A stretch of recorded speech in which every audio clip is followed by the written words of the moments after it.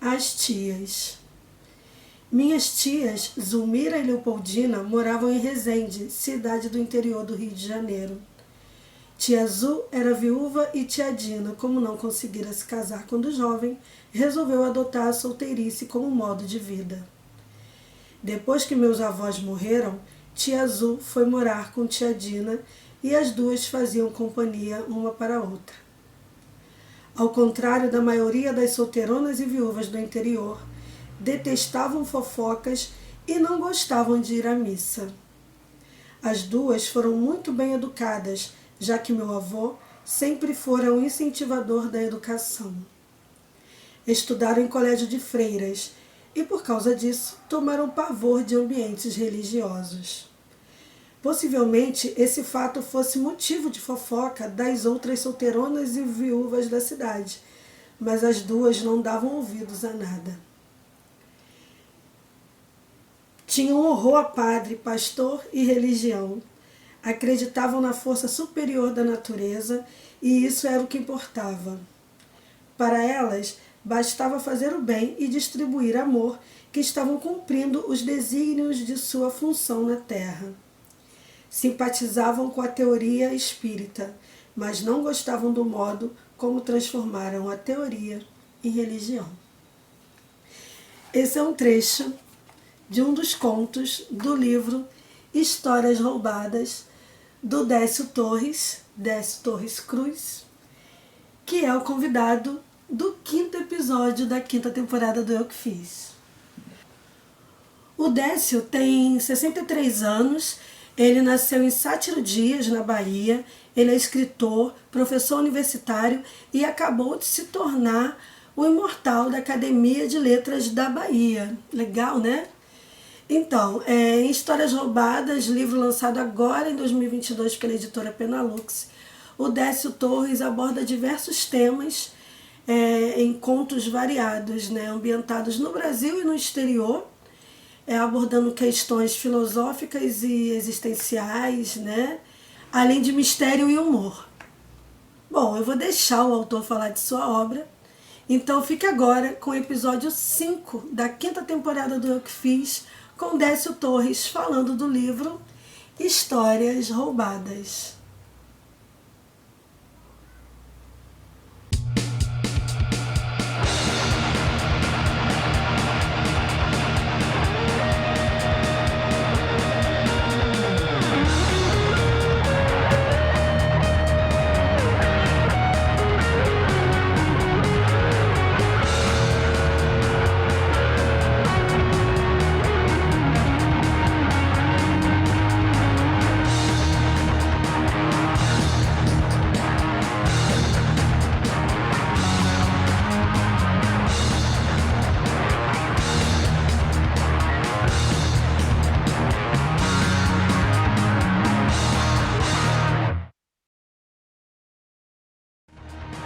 Apresente seu livro.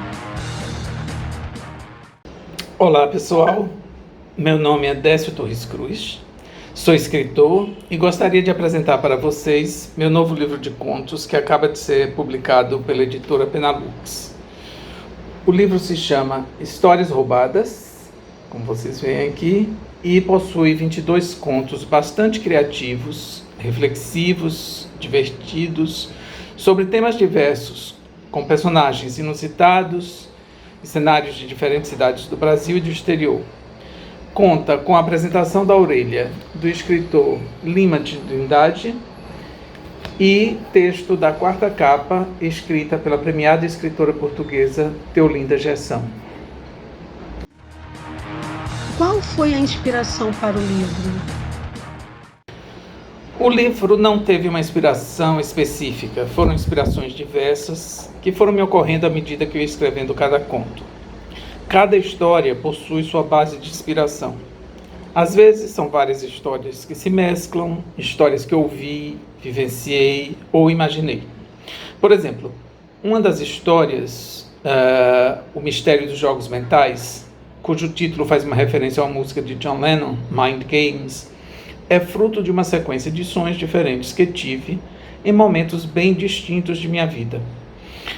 Ao colocar essa série de sonhos no papel, eles precisavam de um fio condutor que os ligasse. E aí foi quando a fabulação se encarregou de uni-los em uma história cujo desfecho inusitado nem eu mesmo havia premeditado. Ele próprio se concluiu, encontrou seu final, que surpreendeu a mim mesmo. Como você chegou ao título Histórias Roubadas? O título do livro me chegou por um acaso. Estava pensando em utilizar o mesmo título de um dos contos que faz a abertura do livro, O Ladrão de Histórias. Quando o livro estava pronto e a escritora portuguesa Teolinda Gerson me enviou o texto que ela havia escrito para a quarta capa, no assunto do e-mail, ela se atrapalhou com o título e chamou o livro de Histórias Roubadas. Eu adorei este título que ela, sem querer, deu ao livro e resolvi roubá-lo, adotando como o título final do livro. Por coincidência, tendo como mote o roubo e a escrita de histórias, alguns dos contos se intercalam no interessante jogo intertextual, como o apresentador Lima Trindade conseguiu muito bem perceber. Fale um pouco sobre o conto que abre o livro. O conto Ladrão de Histórias é sobre um médico que detesta a profissão e prefere ser escritor. Havia escrito um romance que ficou na gaveta sem coragem de enviar para uma editora. Depois disso, ele perdeu a inspiração. Um dia, ele estava lendo sobre o escritor inglês William Shakespeare e descobriu que este escritor havia sido um grande ladrão de enredos de histórias já escritas por outras pessoas. Ele então é tomado por um furacão de ideias e começa a escrever sobre histórias que lhes foram sendo contadas em segredo por um amigo psicanalista sobre seus pacientes. O livro é publicado, faz o maior sucesso, as histórias são adaptadas para televisão e cinema e ele então escreve seu segundo livro baseado em histórias que amigos haviam lhe contado. O sucesso é redobrado, ele fica bastante famoso, ganha diversos prêmios e uma rede de TV o contrata para escrever novelas. Um belo dia, ao voltar para casa, descobre que havia uma intimação para ele comparecer a uma delegacia para responder a diversos processos por roubos de histórias. E o final, vocês terão de ler o livro para descobrir. Quais temas são abordados nos contos? O livro possui uma gama bastante variada de temas, estilos e técnicas narrativas. Alguns dos contos apresentam tons poéticos, como As Fronteiras do Encantamento e A Lua sobre as Veredas Tropicais. Outros contos passeiam pela crônica e narrativas de viagem, como é o caso de Margot e seus sonhos postergados e As Tias, que também é um conto bastante engraçado. Uns tratam de questões filosóficas, históricas e existenciais, como o conto Sobre Ondas e Bancos de Areia e Estradas Possíveis e as Trilhas Não Percorridas, que é o título de outro. Outros, como Aula de Português, Aluna Deslocada e Translocada e Zuleika Minha Irmã, esses exploram o humor e a diversão em meio a discussões de temas contemporâneos e também de temas de linguagem. Mistério e aventura são encontrados em O Conto Ladrão de História, que inspirou o título, O Mistério dos Jogos Mentais e Era uma Vez uma Cidadezinha. Técnicas cinematográficas são utilizadas na construção do conto Um Dia na Periferia da Vida, que enfoca a violência urbana diária nas nossas metrópoles. A descoberta do ser e do sexo na adolescência é abordado em A Avó do Wesley e em O Caso do Psicólogo. Um gênero híbrido de peça teatral e conto é criado em A Divina Tragédia Humana e também nos contos engraçados escritos sob forma de diálogos. Há ainda questões políticas numa história que metaforiza a criação de estados totalitários sob a perspectiva de uma criança, histórias de amor possíveis, impossíveis, jogos e apropriações da tradição literária e brincadeiras com a metalinguagem narrativa, quando um personagem se insurge contra o seu criador. Por todas essas histórias perpassa uma grande ironia que caracteriza a voz narrativa nas discussões sobre gênero, identidade e a existência humana. Encontramos também uma contundente crítica aos preconceitos encontrados na moral de hábitos e costumes hipócritas vigentes em nossa sociedade, quando personagens tentam compreender o universo à sua volta na busca de um significado para o absurdo existencial que a vida às vezes nos impõe. Em vez de obter respostas prontas, o leitor é envolvido com perguntas que nos acompanham até o final da leitura de cada conto, fazendo-nos refletir sobre essas questões, escolher o melhor desfecho para algumas das histórias ou simplesmente dar uma boa gargalhada. O isolamento imposto pela pandemia influenciou na escrita dos contos? Sim. Quando me vi isolado e com bastante tempo para criar, fui recuperando ideias que haviam me ocorrido há tempos e comecei a colocá-las no papel. Alguns contos já haviam sido escritos antes, um deles publicado no jornal à tarde, e outros estavam prontos, mas nunca haviam sido publicados. Essa liberdade em escrever sobre temas diversos é um reflexo de sua trajetória como escritor e professor? Acredito que a minha trajetória de professor realmente influenciou na escrita de alguns contos. Como estudei e trabalhei muito tempo lidando com as estéticas medieval, renascentista, barroca, moderna e pós-moderna, eu utilizo o meu conhecimento de teoria e críticas literárias adquirido em muitos anos de prática, como professor de literaturas de diferentes nacionalidades, para criar histórias divertidas, que brincam não só com essa tradição literária de diversos países, mas também com os finais de alguns contos, envolvendo o leitor e convidando-o a participar do processo criativo, deixando-o eleger sua própria conclusão. Procuro mesclar técnicas de diversos gêneros literários e também brincar com diferentes modalidades discursivas e narrativas, passeando pela poesia, pelo teatro e por estilos literários diversos, tão característicos da literatura pós-moderna e suas vertentes pop e cinemática. Será que se tornar imortal da Academia de Letras da Bahia trará inspiração para mais histórias roubadas? Bem, a veia criativa ela nunca para, a não ser quando o escritor entra com algum bloqueio, né, que perde a inspiração. E certamente ter entrado agora, ter sido eleito para a Academia de Letras da Bahia, vai de uma certa forma ter uma influência sobre a minha escrita, claro, porque o convívio com os colegas da academia vai gerar inspiração para muitas outras histórias.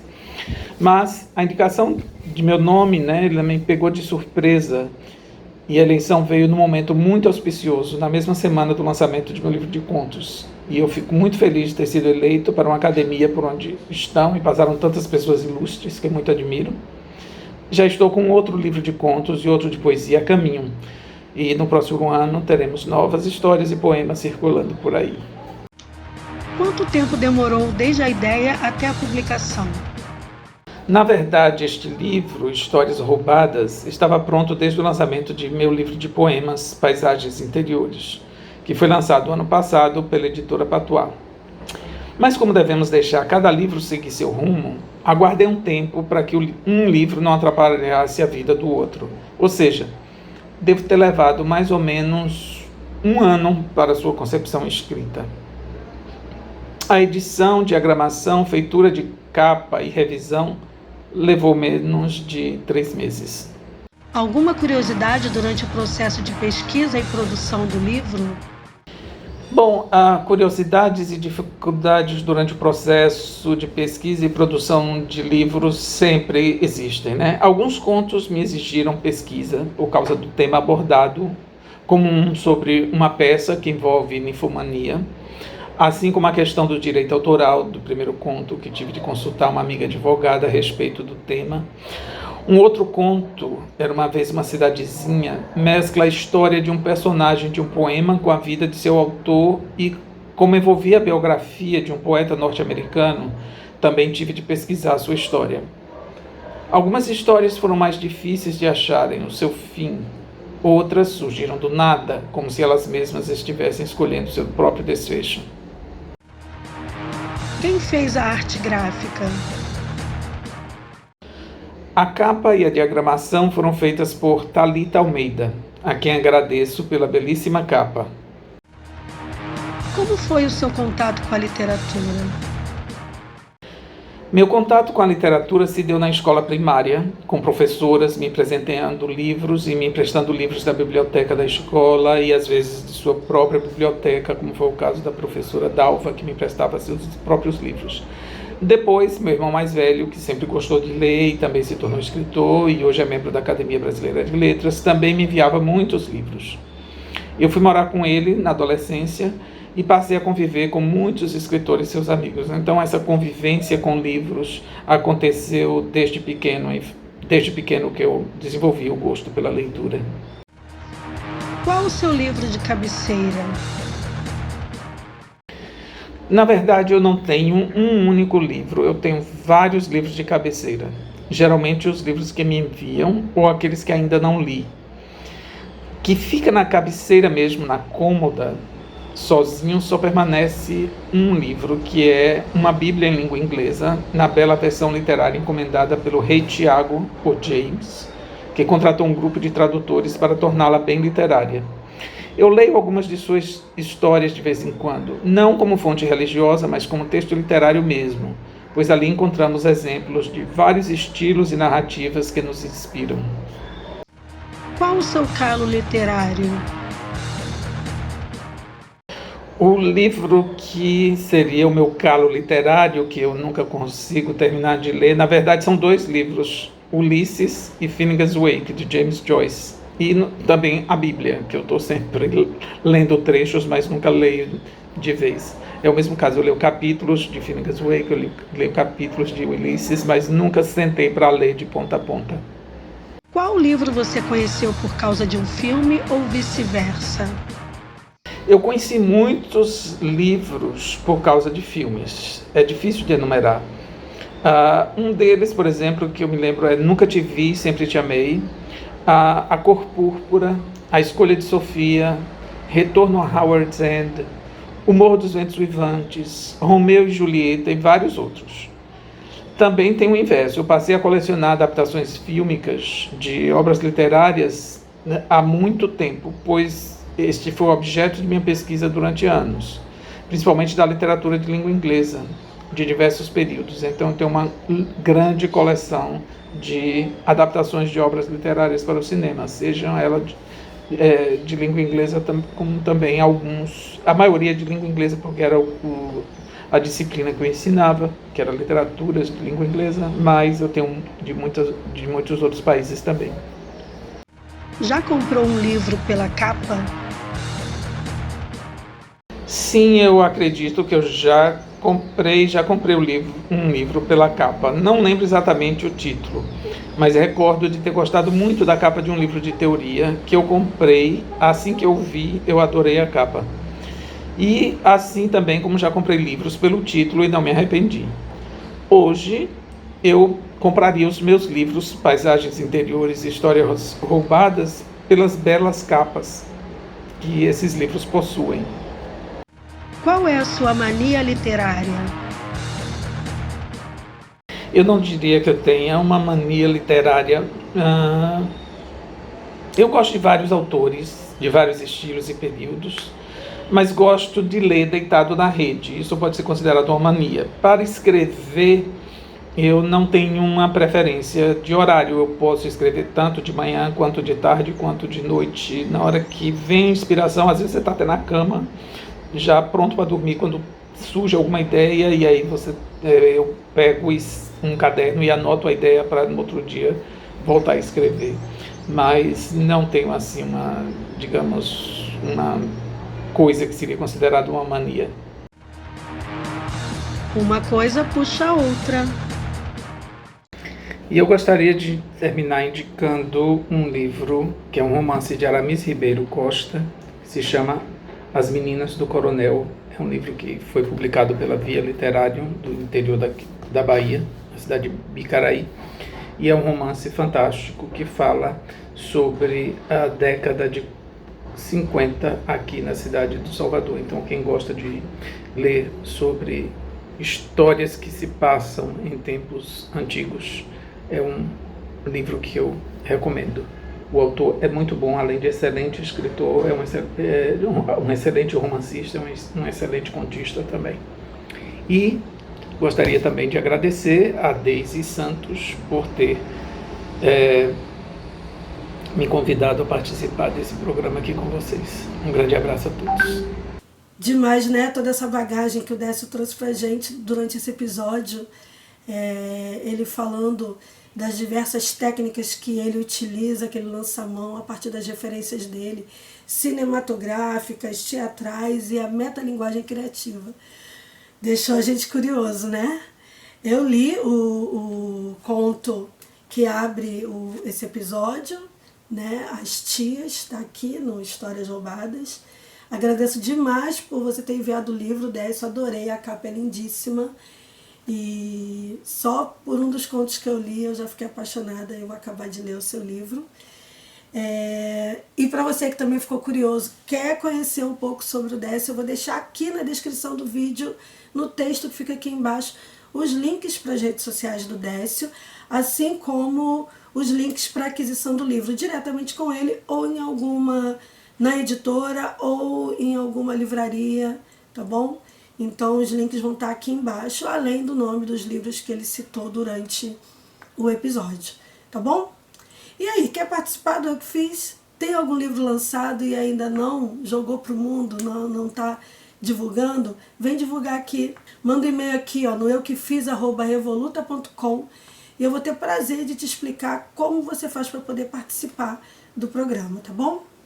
Então é isso. Chegamos ao final de mais um episódio do Eu Que Fiz. Como eu sempre digo, só a arte salva. Até o próximo episódio. Um beijo e tchau!